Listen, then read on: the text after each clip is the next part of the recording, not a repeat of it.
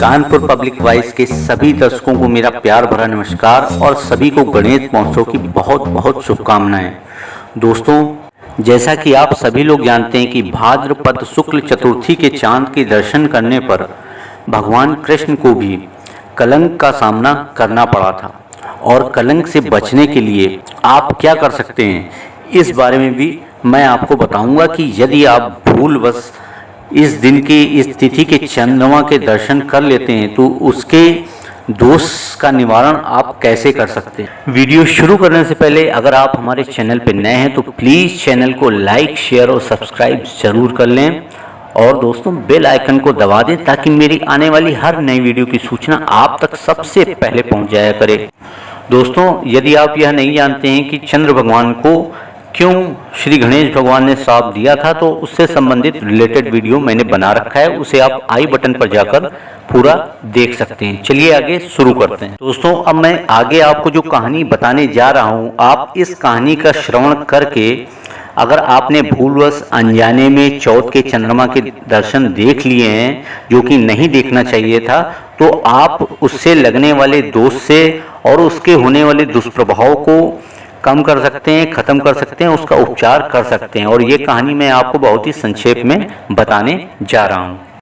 यह कथा द्वापर में भगवान श्री कृष्ण चंद्र से जुड़ी हुई है। पौराणिक मानता है कि संतराजीत और प्रसेनजीत नामक दो भाई हुआ करते थे।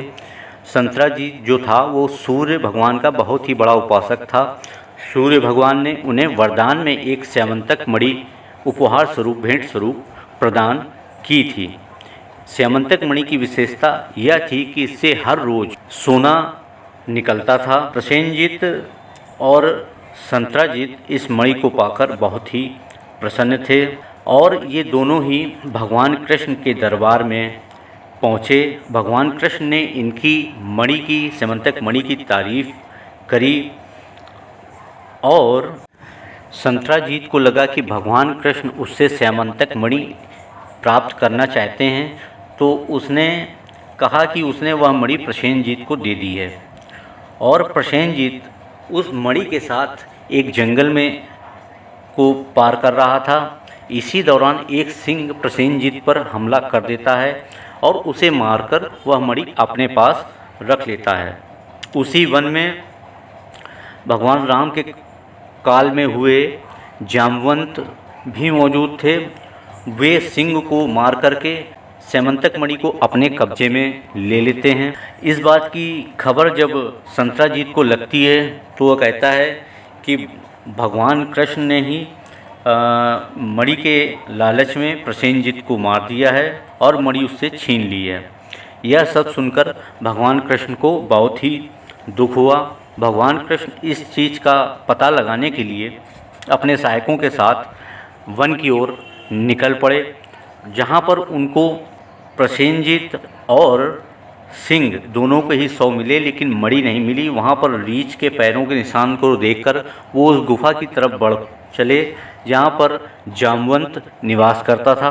वहाँ पर जामवंत की पुत्री जामवंती उस मणि के साथ खेल रही थी। भगवान कृष्ण के वहाँ अचानक पहुँचने से जामवंती एकदम से चीखी और यह आवाज़ सुनकर जामवंत वहाँ पर पहुँचे और उनका 21 दिनों तक भगवान श्री कृष्ण के साथ मल्ल युद्ध चलता रहा।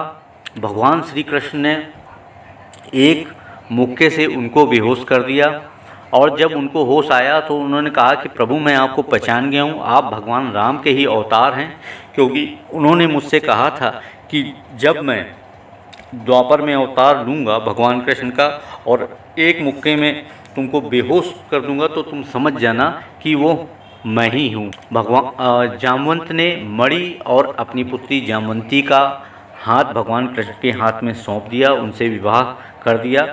भगवान मणि और जामवंती को साथ लेकर द्वारका पहुँचे और संतराजीत को सारी कहानी से अवगत कराया कि प्रसेनजीत को सिंह ने मार दिया था, सिंह को जामवंत ने मार दिया था और जामवंत से यह मणि उनके पास आ गई है। संतराजीत अपनी भगवान के प्रति की गई निंदा से बेहद ही पश्चाताप करने लगे और उन्होंने अपनी पुत्री और मणि भी भगवान कृष्ण को सौंप दी।